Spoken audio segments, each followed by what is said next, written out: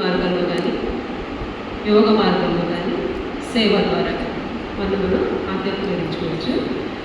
మనకి అదృష్టం ఏంటంటే స్వామీజీ ఈ 4ని కూడా మనకి రామకృష్ణ సంప్రదాయంలో ప్రవేశపెట్టారు. ముఖ్యంగా మనం జ్ఞానం, భక్తి, సేవ వీటికి ప్రాధాన్యత ఇస్తాము. అయితే రోజువారీ జీవితాన్ని ఆధ్యాత్మించుకోవాలి అంటే సాధారణ స్థితి కంటే ఇది కొంచెం వేరు అని మనకి తెలుస్తుంది. మనం ఎప్పుడైతే ఈ ఆధ్యాత్మికతని సాధారణ స్థితికి మన సాధారణ జీవితంలోకి తెచ్చుకోగలుగుతామో అప్పుడే మనకి భగవద్ లాభాన్ని కలుగజేస్తుంది. ఇది చూపించడానికి మనకి శారదా రామకృష్ణుడు వచ్చింది. రామకృష్ణుడు భగవంతుడు ఉన్నాడని విశ్వాసం ఉంచుకుని ఒక తీవ్రమైనటువంటి సాధనలు చేసి భగవత్ సాక్షాత్కారాన్ని పొంది తరువాత భగవద్భావంలోనే శేష జీవితానంతా కూడా ఎలా గడపాలి అన్నది మనకి చూపించారు. ఇది ఉచ్చతరమైనటువంటి సాధకులు చేసే సాధన. మరి శారదా మాత అతి సాధారణంగా ఉంటుంది. మనలాంటి జీవన వాళ్ళని అమ్మ దగ్గరికి వెళ్ళడానికి చాలా ఈజీ అన్నమాట. సాధారణ జీవితాన్ని గడుపుతూ గృహకృత్యాలన్నీ చేస్తూనే ఏ విధంగా జీవితాన్ని ఆత్మీయతమించుకోవచ్చు అని శారదా మాత మనకి చూపించారు. అయితే మనకి ఒక సందేహం రావచ్చు. శారదా మాత చిన్నప్పుడే గురుమహారాజు గారి దగ్గరికి వచ్చారు, సద్గురువును పొందారు, చక్కటి ఆ వాతావరణంలో ఆమె సాధన అవన్నీ చేసుకున్నారు. తర్వాత కూడా మన రామకృష్ణ సంఘంగా వాళ్ళు ఏర్పడటం, సంఘంతో సంబంధం ఉండటం, ఇదంతా ఇలాంటి అవకాశాలు అందరికీ ఉంటాయా అంటే మనని ఆధ్యాత్మించుకోవాలనే కోరిక ఎప్పుడైతే కలిగిందో ఆ కోరిక కలగటమే అదృష్టం. బయట ప్రపంచంలో మనం చూస్తూ ఉంటాం, చాలా ప్రస్తుత పరిస్థితుల్లో ఎంతో మనం ఇటువైపు రావడమే కష్టం. అలాంటి పరిస్థితుల్లో ఇలా ఆధ్యాత్మించుకోవాలనే ఒక కోరిక ఉండటమే చాలా అదృష్టం అన్నమాట. అయితే మనం చేయవలసింది ఏంటి, ఈ కోరికను మనం దృఢం చేసుకోవాలి. దాన్ని ఒక ప్రబలమైనటువంటి మనకు కోరిక ఉంటే మనం ముందుకి వెళ్ళగలుగుతాం. అప్పుడు ఏం చేస్తాం, మన సమయాన్ని, మన వివేకాన్ని దానికోసం ఉపయోగించుకుంటాం. ఇది మనకి ముందు కావాలి. ఫస్ట్ కోరిక అనేది ప్రబలంగా ఉండాలి. తర్వాత మరి దీన్ని మనం ఎలా చేయాలి మన డైలీ లైఫ్లో అంటే మన రోజును మనం భగవన్నామ స్మరణతో మొదలు చేయాలి. అలాగే రోజు చివరిలో కూడా భగవన్నామ స్మరణతోటి ముగించుకోవాలి. ఈ భగవన్నామ స్మరణ చేయాలంటే మనకు తెలుసు శారదా మాత చాలా గృహకృత్యాలు అవన్నీ చేశారు. అవి చేస్తున్నప్పుడు ఎలా మొదలు పెట్టేవారు జీవితాన్ని, వేపూజాన్ని లేచి జపధ్యానాలు చేసేవారు. అయితే ఇప్పుడు పరిస్థితులు అలా మనం 3 గంటలకు లేచి జపధ్యానాలు అవి చేయలేము. కాకపోతే సహజంగా మహిళలు ఇంట్లో ముందే లేస్తూ ఉంటారు. ఈ జీవితంలో ముందుకు వెళ్ళాలనుకున్న వాళ్ళకి, పురుషులకి ఉదయం అంత పని ఏమీ ఉండదు, పర్వాలేదు. కాకపోతే స్త్రీలకు మాత్రం ముఖ్యంగా చాలా పని అనేది ఉంటుంది. వీటి కోసం అన్నీ మనం ఏం చేస్తామంటే హడావుడిగా మన జీవితాన్ని మొదలు పెడుతూ ఉంటాం. అయితే నా పర్సనల్ లైఫ్ కోసం నేను ఒక 10 నిమిషాలు ఉంచుకోవాలి, కేటాయించుకోవాలి అని మనం అనుకుంటే దృఢంగా నిశ్శబ్దంగా లేచి స్నానం చేయండి, చేయకపోండి, లేదా బట్టలు మార్చుకొని, లేదా వేరే ప్రదేశంలో పడక గది నుంచి వేరే ప్రదేశంలోకి వెళ్ళి ఒక్క 10 నిమిషాలు జపం చేసి భగవన్నామాన్ని తీసుకుని మన రోజుని మొదలుపెట్టుకోవాలి. ఇది చాలా ముఖ్యం అన్నమాట. మనం ఇది చేయగలిగితే ఒక అడుగు ముందుకు వేసినట్టే. అంటే జీవితంలో ఫస్ట్ రోజులో నేను ఇంపార్టెన్స్ ఇస్తున్నాను భగవంతుడికి అదనమాట. అందుకని ఈ విధంగా మనం స్టార్ట్ చేసుకోవాలి. తర్వాత మరి దీనికి అవరోధాలు మనకు తెలిసినవి. బద్ధకం, సంకల్ప బలం లేకపోవడం. ఒకరోజు చేస్తారు, 2 రోజులు చేస్తారు, తర్వాత ఒక 10 నిమిషాలు తర్వాత చేద్దాం, తర్వాత పని అయ్యాక చేద్దాం. ఇలా ఎక్స్క్యూజెస్ తీసుకోకూడదు అనమాట. మనం అనుకున్నామంటే అది చేసి తీరాలి. బద్ధకం అనేది ఉంచుకోకూడదు. తర్వాత మన సంకల్పాన్ని కూడా దృఢం చేసుకోవాలి. ఆ తర్వాత పని పట్ల మన దృక్పథం. అన్ని పనులు మనం మొదలుపెట్టుకునే ముందు మన భావం ఎలా ఉండాలి అనేది ముఖ్యంగా ఉండాలి. ఇప్పుడు అమ్మ దక్షిణేశ్వరంలో గురుమహారాజు గారి కోసం అన్ని పనులు చేసేవారు. ఆయనకి వంట చేసేవారు, స్నానం చేయించేవారు, గదంతా శుభ్రం చేసేవారు. అలాగే వారి దగ్గరికి వచ్చే వాళ్ళందరికీ కూడా వండి మర్చి పెడుతూ ఉండేవారు. అయితే వీటన్నిటి వెనక అమ్మ భావం ఎలా ఉంది అది మనకు ముఖ్యం అన్నమాట. మనం ఇంట్లో ఇలాంటి పనులన్నీ మనం చేస్తూనే ఉంటాం. అయితే ఆ భావం అనేది మనం తెచ్చుకోవట్లేదు అన్నమాట. ఒక సేవా భావం అనేది ఉండాలి. ఈ రోజుల్లో ఎలా ఉంటుందంటే నా డ్యూటీ, సేవకి డ్యూటీకి కొంచెం తేడా ఉంది. డ్యూటీ అంటే ఇంకా తప్పదు, ఇష్టం ఉన్నా కష్టం ఉన్నా డ్యూటీ అనేది చేస్తుంది. సేవ అంటే అలా కాదు. సేవ అనేది మనం ఒకటి ఆశించామన్నమాట. ఈ సేవ దృక్పథాన్ని మనం అలవర్చుకోవాలి. తర్వాత అమ్మేవారు ఆమె కంటే పెద్దవాడు అందరూ కూడా గుడిజనులు అని భావించామే సేవ చేసేవారు. అలాగే చిన్నవాళ్ళందరూ కూడా జైరంబాటిలో ఉంటున్నప్పుడు వాళ్ళు మాలతోని పిల్లలకు స్నానాలు కూడా చేయించేవారు కదా. అంటే ఏంటన్నమాట, వాటికి నా సహాయం అవసరం అని ఒక సేవా దృక్పథంతో చేసేవారు. అంటే భగవంతుడు నన్ను ఈ సంసారంలో ఉంచాడు, నేను నా చుట్టూ ఉన్న వాళ్ళందరూ కూడా భగవంతుడు సంసారం ఏంటి అని అనుకుని మనం సేవ చేస్తూ ఉండాలి. ఎందుకంటే మనకి విశ్వరూప విశ్వాత్మిక అని లలిత శాస్త్రం మాటలో చదువుకుంటూ ఉంటాం. విశ్వరూప అంటే విశ్వంలోని చరాచర రూపాలను అమ్మ ఉందన్నమాట. ఆ చైతన్య శక్తి ఉంది కాబట్టి మనందరం చదువుతున్నాం కదా. ఆ చైతన్య శక్తి మనకి అది భగవద్రూపంలో మనకు కనిపించకపోయినా ఆ శక్తి మనకు కనిపిస్తుంది. అంటే మన చుట్టూ కూడా ఆ చైతన్య శక్తి ప్రతిక్షణం తిరుగుతూనే ఉంది. దాన్ని మనం పూజించగలగాలి. అప్పుడు సేవా దృక్పథాన్ని ఆ విధంగా మనం అలవాటు చేసుకుంటే మనకి సులభం అవుతుంది. తర్వాత ఇది చేసేటప్పుడు పనిలో చేసేటప్పుడు మనకు భగవంతుడు తలుచుకోగలమా గుర్తుకు రాదు. పని తీయవుతుంది. కనీసం మొదలు పెట్టేటప్పుడు మనం భగవంతు నామస్మరణతో మొదలు పెట్టాలి. ఇది భగవంతుడి పని నేను చేస్తున్నాను. నామం జరగకపోయినా సరే ఆ భావం అనేది ఉండాలన్నమాట. ఈ విధంగా చేయాలి మనం. తర్వాత ఈ పని భగవంతుడే అనే భావానికి ఒకసారి వేలూరు మఠంలో ఒక బ్రహ్మచారి ఆయనకి ఊడ్చే పని ఇచ్చారు. గంగా మధ్యన ఉండడం. ఆయన అది మామూలుగా కొత్తగా జాయిన్ అయ్యారు. మా ఊడిస్తున్నారు, ఆయన పని ఆయన చేస్తున్నారు. శివానంద మహారాజు అటువైపుగా వచ్చారు కదా. వచ్చి ఆయన అంటారు, చూడండి ఆయన చాలా శ్రద్ధగా చేయి ఇక్కడ, ఎందుకంటే గురుమహారాజు గారు ఇక్కడ తిరుగుతూ ఉంటారు, అందుకని చెప్పి నువ్వు చాలా బాగా ఇక్కడ గురువు నేను చాలాసార్లు చూశాను అని చెప్తారు. ఇంకా అంటే ఆ బ్రహ్మచారి మహారాజు చాలా ఆనందం వేసింది. ఈ ప్రదేశంలో గురుమహారాజు గారు తింటారా, నేను ఇక్కడ శుభ్రం చేస్తున్నాను అని చెప్పి చాలా తర్వాత రోజు నుంచి ఇంకా చాలా శ్రద్ధగా ఎంతో ఆనందంగా ఆ పని చేయడం మొదలుపెట్టారు. అంటే ఆయన చూసారా చూడలేదు, కాకపోతే నమ్మి ఆ మాటను నమ్మి అది చేయడం మొదలుపెట్టారన్నమాట. అలాగే మనం శాతంలో ఆ శ్రద్ధ అనేది చూసాం. అందరికీ ఆ సేవ చేయడం అనే శ్రద్ధ అనేది మనం చూసాం అన్నమాట. ఆ విశ్వాసం ఉంచుకొని మనకు ఎదుగుండా భగవంతుడు కనిపించకపోయినా భగవంతుడు ఉన్నాడు అనే విశ్వాసం ఉంచుకుని మనం పని చేయాలన్నమాట. ఆ తర్వాత ఈ పని చేసేటప్పుడు మనకి కొన్ని అవరోధాలు ఉంటాయి. అవి ఏంటంటే మన బాంధవ్యాలు. ఇంట్లో కూడా అందరికీ ఒకే రకంగా సేవ చేయలేదు, అందరితో ఒకే రకమైనటువంటి అడ్జస్ట్మెంట్స్ అవన్నీ ఉండవు. అంటే మన తొందర అవ్వచ్చు, లేకపోతే భావాలు వేరేమైనా అవ్వచ్చు, ఏదైనా కొంత బాంధవ్యాలు ఉంటాయి. ఆ తర్వాత మన మనసు ఇప్పుడు కూడా బాంధవ్యాల వైపే పెట్టుకుంది. అప్పుడు మనం ఏమనుకుంటాము, నా మాట ఎందుకు వినట్లేదు, వాళ్ళు నాకెందుకు హెల్ప్ చేయట్లేదు, లేకపోతే చెప్పింది ఏదైనా కోపం తాపం, ఇవన్నీ నెగిటివ్ ఇమోషన్స్ అన్నమాట. ఇవన్నీ మనకు వస్తూ ఉంటాయి. అయితే మనం ఇవన్నిటిని మనం ఏ విధంగా చేయాలి అంటే ఇవన్నీ వచ్చినప్పుడు ఏమవుతుంది, మన మనసు మలినమవుతూ ఉంటుందన్నమాట. ఈ ఇమోషన్స్ కలిగినప్పుడు అప్పుడు అమ్మని మనం గుర్తు తెచ్చుకోవాలి. అమ్మ ఏం చెప్పారు, నీ కర్తవ్యం నువ్వు చెయ్యి, ఫలితాన్ని ఆశించు అని చెప్పారు.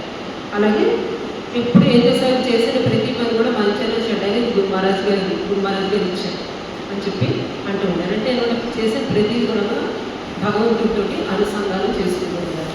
దీన్నే మనం ఏమంటాము, యోగం అంటాం. మనం చేసే ప్రతి పని కోపతపాలు వస్తాయి, ఆవేశాలు వస్తూ ఉంటాయి. కాకపోతే అక్కడ ఎందుకు వస్తున్నాయంటే మన బాంధవ్యం, మన అటాచ్మెంట్, మన ఎమోషన్స్, అంతేగాని బయట వ్యక్తి నుంచి రావాలి. అది మన బాంధవ్యాన్ని మనం శుద్ధపరచుకోగలిగితే అక్కడ ఏదో మనం ఆశిస్తున్నాం అనమాట, ఏదో కోరుకుంటున్నాం అనమాట. అలా దాన్ని శుద్ధపరచుకోగలిగామంటే మన మనసుగా మళ్ళీ అవదు.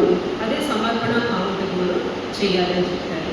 మన భగవద్గీతలో కూడా చెప్పారు కదా, యత్కరోషి యదస్నాసి యజ్జుగోషి దదాసి యత్ తపస్యసి కౌంతేయ తత్పురుష మదర్పణము. అంటే ఏం చేస్తున్నా సరే, నువ్వు ఏ పని చేస్తున్నా సరే, నువ్వు తింటున్నా, ఏ పని చేసినా అది నా పనిగా చెయ్యి, నాకు అర్పణ చెయ్యి అన్నారు. తత్పురుష మదర్పణం. ఆ విధంగా మనం సమర్పణ భావంతో పని చేయాలన్నమాట. ఇలా చేస్తూ ఉంటే మనకి పని వల్ల కలిగే మాలిన్యాలు అనేవి అంటారు. తర్వాత ఇంకా మనకి ఇవి నెగిటివ్ ఎమోషన్స్ అంటే కొన్ని పాజిటివ్ ఎమోషన్స్. మనకి సానుభూతి కావాలనుకుంటాము, ఆ తర్వాత మనకు ప్రేమ చూపించాలనుకుంటాము, అవునా? ఇవన్నీ ఆ తర్వాత ఇచ్చిపుచ్చుకోవటాలు, ఇవన్నీ మనం ఎక్స్పెక్ట్ చేస్తూ ఉంటాం అన్నమాట వేరే వాళ్ళ నుంచి. ఇవి శారదామాత ఏం చేశారు? నిస్వార్థంగా చేయాలి. ఇప్పుడు కూడా ఆమె ప్రేమలో స్వార్థం అనేది లేదు. ఆమె ప్రేమ చూపించాలి. ఇవన్నీ మనం చూపిస్తే ఎప్పుడైతే మనం సానుభూతితో ఉంటామో, మనం ప్రేమగా ఉంటామో, అవన్నీ కూడా మనకి రిటర్న్ వస్తూ ఉంటాయి. మనం ఎవరితో ప్రేమ ఉంటాం, వాడు మనతో ప్రేమగానే ఉంటారు. మనం ఎవరికి సానుభూతి చూపిస్తామో మన పట్ల సానుభూతి చూపిస్తారు. ఇవన్నీ వస్తూనే ఉంటాయి. కానీ దాన్ని కూడా ఇంకా మనం శుద్ధపరచాలంటే అమ్మాయి చెప్పే నువ్వు నిస్వార్థంగా చేయగలిగి, అది కూడా నువ్వు ఆశించు. నువ్వు ప్రేమిస్తున్న వారు వాళ్ళని ప్రేమించాలని ఆశించు. ఇలా చేస్తే కనుక సంసారంలో మన బంధాలన్నీ కూడా శుద్ధమవుతాయి. ఆ తర్వాత అప్పుడు మనం సంసారంలో ఒక తామరకమైన నీటి ముందులాగా ఉండగలుగుతాము. మరి ఇది మనకి ఆధ్యాత్మికతకి ఎలా అవసరం ఉంటుంది, ఈ బాంధవ్యాలు మనకి ఎలా అవసరం అంటే మనుషు ప్రశాంతంగానే ఉంటేనే మనం భగవంతుడు తిప్పగలం. అవునా కదా? ఉత్తేజితమైతే మనం తిప్పలేము. మనకి సంస్కారంలో ఉంటున్నాం కాబట్టి తపస్సు అని అక్కడ మానసిక తపస్సు చేయాలి. మన ప్రసాద సౌమ్యత్వం మౌనం ఆత్మ వినిగ్రహ భావ సంశుద్ధి విద్యేత తప్పో మానస ఉచిత అన్నారు. మనసుని ఎప్పుడు ప్రసాదంగా ఉంచుకోవాలి, ప్రశాంతంగా ఉంచుకోవాలి. అది మనకి హెల్ప్ఫుల్గా ఉండాలి మనసుని. తర్వాత మౌనం, ఎంత వరకు మాట్లాడితే అంత మంచిది అన్నమాట. అందులో మనం శక్తిని కూడబెట్టుకుంటాం మౌనం ఆత్మ వినిగ్రహ. మన ఇంద్రియాలన్నీ కూడా నియంత్రించుకోవాలి. మన మాటని, ఇంద్రియాలను మనం నియంత్రించుకోవాలి. మనం ఆత్మ వినిగ్రహ భావ సంశుద్ధి. ఇప్పుడు మన భావం మనసులో ఒకటి బయట ఒకటి ఉండకూడదు. ఈ భావ సంశుద్ధి ఉందంటే కనుక మనకి మనసు పవిత్రం ఉంటుంది అన్నమాట. ఇవన్నీ కూడా మానసిక తపస్సులో వస్తాయి. సంసారంలో ఉంటుంది ఇవన్నీ మనం పాటించగలిగితే మనసును ఎప్పుడు ప్రశాంతంగా ఉంచుకుంటూ ఇలా చేయటం వల్ల మనకి ప్రశాంతత అనేది కలుగుతుంది అన్నమాట. అంటే సౌమ్యంగా ఉంది, ఎప్పుడు అలా ఇవన్నీ కూడా కంట్రోల్ చేసుకుంటూ ఉండాలి. అయితే దీన్ని మనం ఎలా సాధించుకోరు అంటే అమ్మ చెప్తారు, ఎదుటి వాళ్ళు ఎలా ఉన్నారో వాళ్ళని అలాగే మేము యాక్సెప్ట్ చేయాలి. అందరినీ మన ఊసలో పోసుకోవాలంటే మనకి కష్టం ఉంది. ఎలా ఉన్నవాడిని అలాగే మనం యాక్సెప్ట్ చేయాలి. ఆ తర్వాత ఇంకేమన్నారు, వాళ్ళ దోషాలను ఎంచుతున్నారు, గుణాలను చూడటం చేయాలి. ఇది చేస్తే వాళ్ళకి ప్రశాంతం ఉంటుంది, మనకి ప్రశాంతం ఉంటుంది. ఈ విధంగా అంటే మనం పనిచేసే దృక్పథంలో ముందు మనకి భావం అనేది ముఖ్యం, నిస్వార్థంగా ఉండాలి.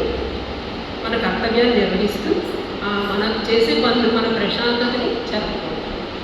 ఇది మనం చూసుకోవాలి. ఇలా ఉంటే కనుక మనకి అంటే మన స్వామిజీ ఏం చెప్తారు, ఈ ప్రపంచంలో ఒక జిమ్నాషియం, దీన్ని మనం తయారు చేసుకుంటామని చెప్తారు అనమాట.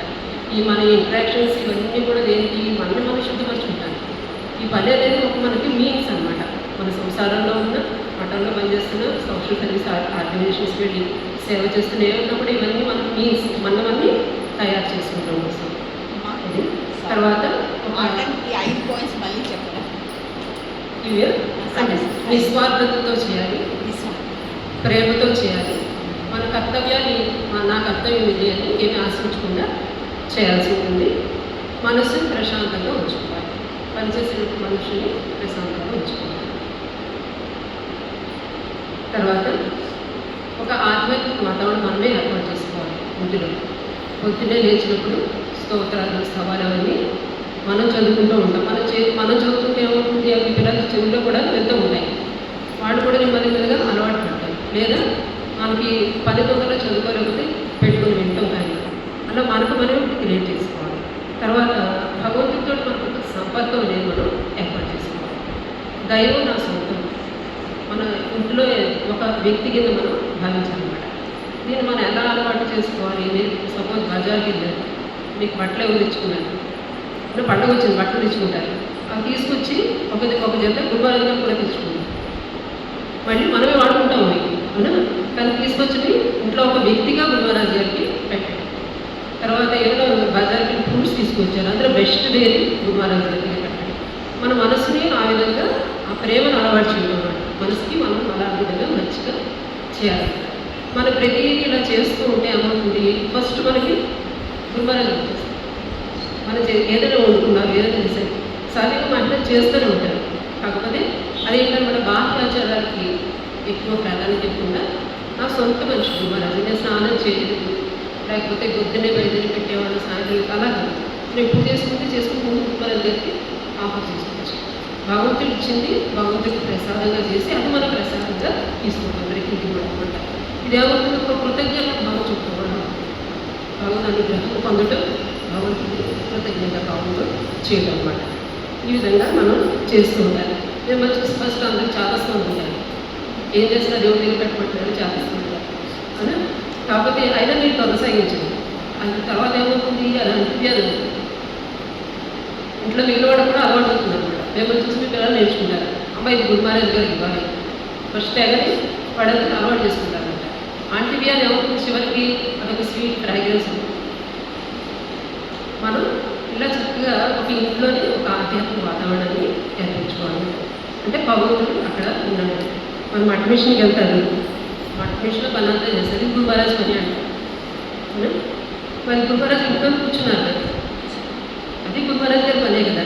ఆ భావాన్ని మనం మళ్ళీ తెచ్చుకుంటూ ఉండాలన్నమాట. తర్వాత సత్సంగం, మనం మన స్నేహితులు కూడా అలాంటి వాళ్ళని మనం ఎంచుకుంటూ ఉండాలి. తర్వాత ఇదే చెప్తారు, లోకే వేదేషు తదనుకూల ఆచరణం తద్విరోధేషు ఉదాసీనత. అంటే లోకాచారాలు మన సాంసారిక కర్తవ్యాలను, తర్వాత వేద మీద కర్మలు, కొన్ని కర్మలు చేస్తూ ఉండాలి, గృహస్థాశ్రమంలో ఉండాలి.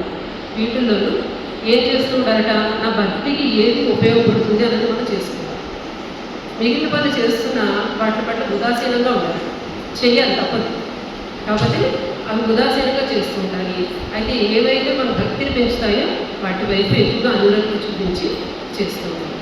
అప్పుడేమవుతుంది, సంసారం పట్ల విరాగం, భగవంతుడి పట్ల అనురాగం అనేది ఏర్పడుతుంది. అలాగే ఇలా చేస్తుంటే మనకి తస్మిన్ అనన్యత, ఆయనకి నాకు వేరు కాదు, మిగిలిన వాళ్ళ కంటే కూడా మన సంబంధం ఉంటే ఎక్కువ అనమాట గురువారాజుతోటి, అది మనకి అలవడుతుంది. తర్వాత ఒకటి ఏంటంటే మరలా మన మనసుని తిప్పుకుంటూ ఉండాలి, భగవంతుడి వైపు మరల్చుకుంటూ ఉండాలి. ఇది ఎలాగా, రోజు పూజ చేసుకోవడం, లేదా ఒక సద్గ్రంథ పఠనం చేసుకోవడం. శాకాంపద ఏం చేసేవారు, గృహకృత్యాలన్నీ అయిపోయాక రామాయణం కథామృతం చదివించుకుంటూ ఉండేది కదా. ఆ రోజు ఇంత పోర్షన్ చదవాలని అవ్వకపోతే ఎవరైనా కొంచెం తొందరగా వచ్చే భక్తులను కూర్చోబెట్టి, అమ్మ ఇంకా చాలా పని ఉంది, ఇది కొంచెం తొందరగా చదువు అని చెప్పేవారు. అంటే మనకు చూపించడం కోసమే అనమాట ఇవన్నీ. ప్రతి దానికి మనం బేరీజ్ వేసుకోవచ్చు, అమ్మ లైఫ్ నుంచి చక్కగా అనమాట. ఈ విధంగా మనం అలవాటు చేయాలి. అయితే ఇంక మనకి వర్క్ ప్లేస్లోకి వెళ్ళేవాడు ఏం చేయాలి, మీకు గురువుడికి చెప్పినారు, వర్క్ ప్లేస్లోకి వెళ్ళేవాడు మేము మధ్యలో మనసుని ఎలా మరల్చుకోవాలి అంటే, మనకి మంత్రమే స్వాధ్యాయం, మంత్రాన్ని స్వాధ్యాయంతో సమానంగా చెప్తారు. ఎందుకని మన్నాత్ త్రాయితే మంత్ర, మనం మన్నం చేస్తూ ఉంటే మనని అది తరింపజేస్తుంది. మనం ఎవరో మనకి తెలియజేస్తుంది. మంత్రం మనం ఎంతగా చేస్తామో భగవంతుడు మనకి ఎంత దగ్గర అనేది తెలియజేస్తుంది అనమాట. అంటే స్వాధ్యాయం ఉంటుంది. వీలైనప్పుడు మంత్ర జపం అనేది చేసుకోవాలి. తర్వాత చిన్న కోడ్స్ తీసుకుని పర్సులో పెట్టుకుని వాటి తీసుకెళ్ళి మధ్య మధ్యలో చూసి దాని నుంచి కొంచెం ఖాళీ దొరికింది, ఆ కోడ్ గురించి ఆలోచించాలి. అలా ఆ విధంగా చేసుకోవచ్చు అనమాట. అంటే దీని మనసు ఎప్పుడు బయటికి వెళ్ళిపోకుండా దాని తత్వమే అంత అస్తమర బయటికి వెళ్ళిపోతూ ఉంటుంది. పరాంచి కానీ వ్యక్తుడు స్వయం భవన అది డిఫాల్ట్ బయటికి వెళ్ళిపోవటమే భగవంతుడు దాన్ని అలాగే క్రియేట్ చేశాడు అనమాట. దాన్ని మళ్ళీ మనం మనసుని లోపలికి తీసుకొస్తున్నాం. ఏమీ లేదు, కాసేపు నిశ్శబ్దంగా కూర్చుని ఉత్తిని లోపలికి మనసుని పంపి సైలెంట్గా ఉండడానికి ప్రయత్నించాలి. ఎవరికి కామ్ అవుతుందన్నమాట. ముందు మైండ్ కామ్ అవుతే మనకు వివేకం అనేది జాగ్రత్త. అందుకని అస్తమానం ఏదో బయట నుంచి చూడాలి, బయట నుంచి చదవాలి, బయట నుంచి చేయాలి, అలా కాదు. కొంతసేపు సైలెంట్గా ఉంటాం కూడా నేర్చుకోవడం చాలా అవసరం అన్నమాట. ఈ విధంగా ఇక తర్వాత మనకి అనుబంధ సంస్థలు, వీటితో మనం సంబంధం పెట్టుకుంటాం. ఈ అనుబంధ సంస్థల దగ్గరికి వెళ్ళినప్పుడు మనం చాలా పనులు చేస్తూ ఉంటాం, చాలా వాటిలో వాలంటీర్ వర్క్ చేస్తూ ఉంటాం, సేవా కార్యక్రమాలు పాల్గొంటూ ఉంటాం. ఇవన్నిటిలో ఇప్పుడు మనల్ని రిఫ్లెక్ట్ చేసుకుంటానికి మనం ఉపయోగించుకోవాలన్నమాట. నేను ప్రాపర్గా చేస్తున్నానా లేదా అనేది. ఎక్కడైనా బెస్ట్ సర్వీస్ ఉందంటే అక్కడ లీస్ట్ ఎక్స్పోజ్ అయి ఉంటారు. మీరు చూడండి, ఎంత మనం నిరహంకారంగా ఎంత భగవద్భావంతో సేవ చేస్తామో అక్కడ గుర్తింపు మనకి అవసరం లేదు. నేను చేసేది అక్కడ సేవ చేసుకుంటానికి నాకు ఒక అవకాశం జరిగింది, ఒక మంచి ప్లేస్కి నేను వెళ్తున్నాను, నాకు సేవ చేసే అవకాశం దొరికింది అని చాలా వినయంగా మనం చేసుకోవాలన్నమాట. ఈ విధంగాను అంటే అది ఎందుకు నా ఇన్నర్ డెవలప్మెంట్ కోసం నేను సేవ చేస్తున్నాను, అందుకని వేరే వాళ్ళకి ఎవరికి మనకి హెల్ప్ చేయడానికి చేయలేదు కదా అనే భావన మనం ఉంచుకోవాలి. తర్వాత అక్కడికి వెళ్ళినప్పుడు సాధువుల దగ్గర చాలా నిధులు ఉంటాయి, అడిగితే కానీ ఎవరు చెప్పరు. మీరు ఏం చేయాలి, సంసారిక విషయాలు ఎక్కువ మాట్లాడకుండా వాళ్ళతోటి ఎక్కువగా ఆధ్యాత్మిక విషయాలు మాట్లాడటానికి ప్రయత్నం చేయాలన్నమాట. తర్వాతది మన ఆదర్శాన్ని ఎప్పుడు కూడా ముందుంచుకోవాలి. హోలీ మదర్ బెస్ట్ మనకు ఎగ్జాంపుల్ చూపించి వెళ్ళారు. అమ్మ ఎప్పుడు ఏం చేసేవారు, పని అయిపోయాక ఖాళీ దొరికితే జపం చేసేవారు. జపాత్ సిద్ధి అనేవారు. సిద్ధి అంటే భగవలాభం పొందడమే సిద్ధి, జపాత్ సిద్ధి అనేవారు. ఆ తర్వాత ఇంకేం చేశారు, స్మరణ మనల్ని ఎప్పుడు కూడా గురు మహారాజ్ గారిని ప్రతిదానికి తెచ్చుకుంటూ ఉండాలి. ఇది గురుదేవుడి నాయన, ఇది గురుదేవుడి నాయన, ఇది గురు అలా అసలు మన ఆవిడ దగ్గరకు వచ్చిన వాళ్ళందరికీ కూడా ఇది గురు మహారాజ్ది అనే భావాన్ని క్రియేట్ చేశారు అనమాట. ఎప్పుడు కూడా స్మరణ మనలు అనేవి చేసుకుంటూ ఉండాలి. తర్వాత ఇక సుఖ దుఃఖాల్లో కూడా ఒక సన్ఫ్లవర్ ఎలా అయితే సన్ను ఫేస్ చేస్తూ ఉంటుంది ఎప్పుడు కూడా, అలా మనం ఏం చేయాలి, సుఖంలోనూ దుఃఖంలోనూ మన మనసుని భగవంతుని వైపు తిప్పుకుంటూ ఉండాలన్నమాట. ఇంకా ఏం చేసేవారు, శరణాగతి అంతా గురు మహారాజే చేస్తున్నారు, అంతా గురుదేవుడే అనేవారు. నేను కాదు దీక్షించేది గురు మహారాజే మనకు మంత్రం ఇస్తున్నారు అనేవారు, ఆయనే గురువు అని చెప్పేవారు. అంటే ఒక శరణాగత భావం ఉంటుంది అనమాట. ఇది అమ్మ మనకు ఆజీవనం చూపించారు. ఖాళీ ఉన్నప్పుడల్లా జపం చేయటం, స్మరణ చేయటం, రామకృష్ణుడే శరణిని శరణాగతితో ఆయన పట్టుకుని ఉండటం అనమాట.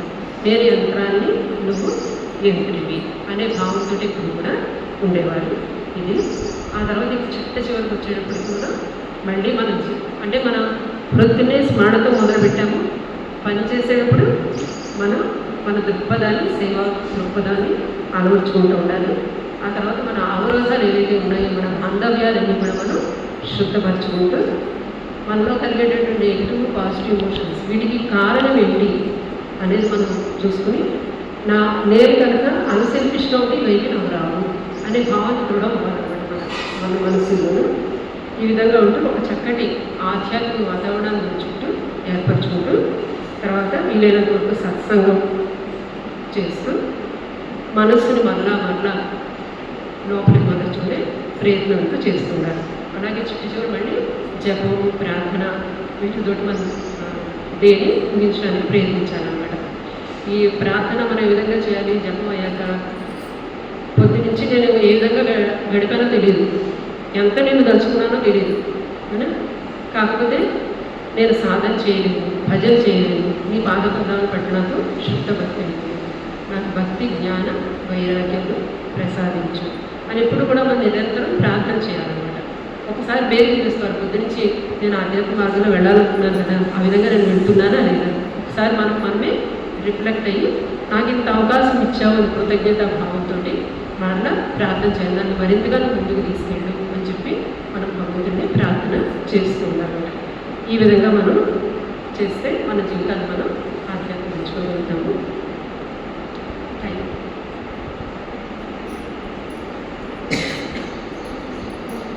450. తర్వాత మనకి నిత్య పూజ గురించి, మానసిక పూజ గురించి అడిగారు.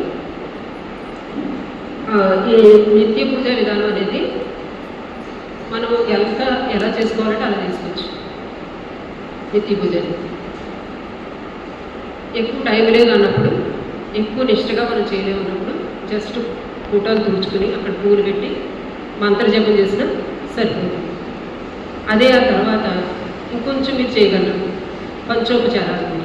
అంటే మీకు కొంచెం సమకూర్చిన గంధం, పువ్వులు, నైవేద్యం, దూపం, దిగి వీటితోటి మనం నిత్య పూజ చేయడం అనేది పెట్టుకోవచ్చు. అంటే ఒక నిష్ట అనేది ఉండాలి వీటికి. నిత్య పూజ చేసినప్పుడు ఒక నిష్ట పెట్టుకుంటే బాగుంటుంది. కుదరని వాళ్ళు జస్ట్ పూలు పెట్టి జపధ్యానాలు చేయాలి. ఆ తర్వాత ఇంకా కొంచెం విశేషంగా చేసుకుంటారు, మనకు సమయం ఉంది అంటే దశోపచారాలు పెట్టి మనం పూజ అనేది చేసుకోవచ్చు అనమాట. కాకపోతే ఇక్కడ నియమం మామూలుగా శుచిగా శుభ్రంగా ఆహారం తీసుకోకుండా మనం పూజ అనేది చేస్తాం. ఇంటి పనుల్లో చాలా హడావుడిగా ఉన్నవాడు 9 అయిపోయింది 10 అయిపోయింది ఆరోగ్యం బాగాలేదు అలాంటి వాళ్ళు పూజ మానేయకుండా దాన్ని పెట్టి మీరు టిఫిన్ తీసుకుని చేసినా పర్వాలేదు. మనకు భావం అనేది అక్కడ ముఖ్యం అన్నమాట. టిఫిన్ తీసుకున్నాక కొంచెం గ్యాప్ ఇచ్చి మంచి బట్టలు కట్టుకుని దేవుడి దగ్గరకు వెళ్ళి పూజ చేసుకోవచ్చు. దాంట్లో ఏమి దోషం లేదు, నిత్య పూజ చేసుకుంటారు. ఆ తర్వాత ఇక మానసిక పూజ. ఈ మానసిక పూజ అనేది మనకి చాలా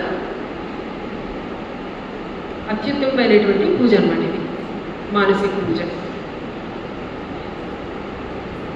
మానసిక పూజ మనం మనస్సులో చేసుకుంటాము. బాహ్య పూజతో పాటుగా మానసిక పూజ చేసుకోవచ్చు. బాహ్య పూజ చేసుకోలేని వాడు కూడా మానసిక పూజని చేసుకోవచ్చు. ఇది మన ఏమవుతుందంటే ఏ సాధన అక్కర్లా, మానసిక పూజ చేస్తూ ఉంటూ కూడా మన భగవంతుల్లో సాన్నిధ్యాన్ని పొందగలమాట. అంటే మన హృదయ పద్మంలో ఒక అంకుష్ట మాత్రంగా, ఒక చిన్న బటన్ వేయడంత అంకుష్ట మాత్రం ఉంటే అన్నట్టుగా ఉన్నటువంటి మన ఇష్టదైవాన్ని మనం ధ్యానించుకుంటూ దాన్ని విరాట్ పురుషుడితో మనం కలగలం. ఈ మానస పూజలు అది మానస పూజ యొక్క ఉద్దేశం అన్నమాట. అక్కడ ఇంకా మనం ఉన్నది ఒక విరాట్ పురుషుడే ఉన్నాడు. ఈ ఐక్యం అవడం అనేది మానస పూజ యొక్క ఉద్దేశం. ఇప్పుడు మనం ధ్యానం కూడా దీంతో కలిసి చెప్పుకున్నాం కాబట్టి ఒకసారి మానస పూజ చేసుకుంటూ ధ్యానంలో మనం కూర్చున్నాము. నేను చెప్తూ ఉంటాను, ఆ విధంగా మీరు చేద్దరు కానీ. అయితే ఇక్కడ మీరు ఒక 4 విషయాలు మాత్రం గుర్తుంచుకోవడానికి, మనసులోకి ఆలోచన రాకుండా ఉంటాం. తర్వాత మన సహస్రాల స్థానంలో ఒక పద్మం ఉంది, ఆ పద్మం నుంచి అమృతం వస్తుంది అనే ఒక భావన. హృదయ స్థానంలో నాభి పైన ఉన్నటువంటి హృదయ చక్రం మీరు బొమ్మలో చూసే ఉంటారు కదా, ఆ స్థానంలో ఒక లోటస్ ఉంది, పద్మం ఉంది. అందులో అది ఒక సుధా సాగరం అనేది ఉంది. అక్కడ ఒక మణిద్వీపం అంటే ప్రెషియస్ స్టోన్స్ అవన్నీ ఉంటాయి కదా. మణిద్వీపం అనేది చాలా ప్రెషియస్ అయినటువంటి ఆ రాయి మీద ద్వీపంలో ఒక కల్పవృక్షం ఉంది. ఆ కల్పవృక్షం కింద నా హృదయ పద్మంలో, అక్కడ ఉన్న పద్మంలో మన ఇష్టదైవం కూర్చుని ఉన్నారు. ఇది భావం చేసుకుని మనం చేస్తాం మనసు పూజ. ఒకసారి స్ట్రైట్గా కూర్చుని మనసు ప్రశాంతంగా ఉంచుకోవచ్చు.